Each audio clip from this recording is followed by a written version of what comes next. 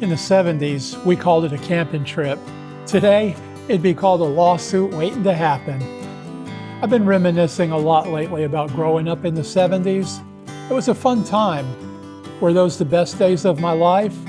Well, over the weekend, I was thinking about a camping trip I took with my two best friends back then, Bill and Scott.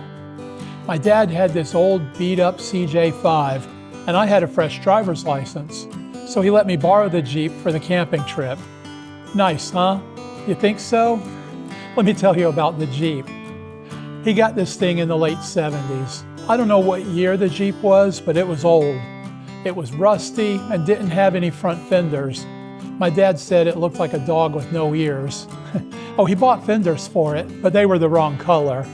It didn't have a roof, so when it rained, you got wet. And it had bad ball joints, so if you drove 50 miles an hour, the front end would shake violently. But it was the 70s, so of course he let his 17-year-old son take it for a weekend camping trip. What could go wrong? We didn't take a tent.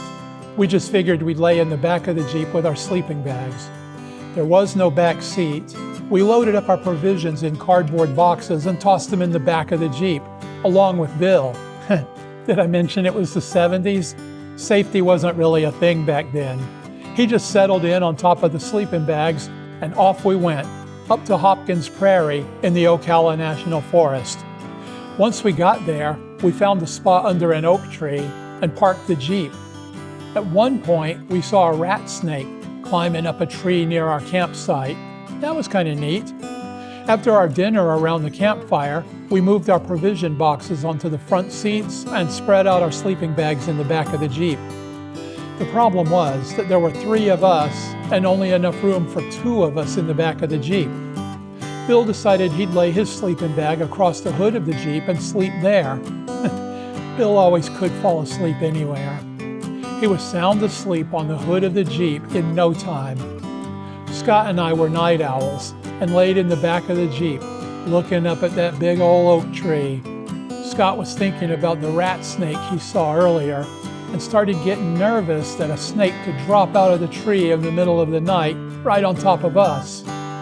I told him we could pull the Jeep forward a little so we weren't under any potential snakes. We got out of the Jeep, but since our boxes were loaded onto the front seat, I had a brilliant idea.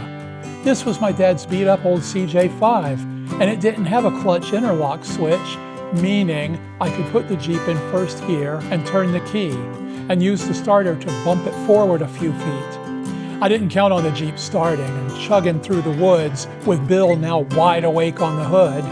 Scott and I watched as the Jeep set off on its own, powerless to do anything except laugh. The Jeep didn't get far before it hit a tree. Relax, the Jeep was fine.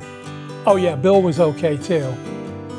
This was just one of many ill-advised adventures I had with my friends in the 70s. I often think it's a miracle I survived at all.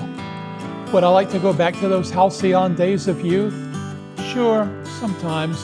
But the truth is, I doubt I'd survive again. Like I said in a previous video, maybe it's best to let memories remain just that, memories. And Scott and Bill, if you see this video by chance, drop me a line. Maybe we could go camping again.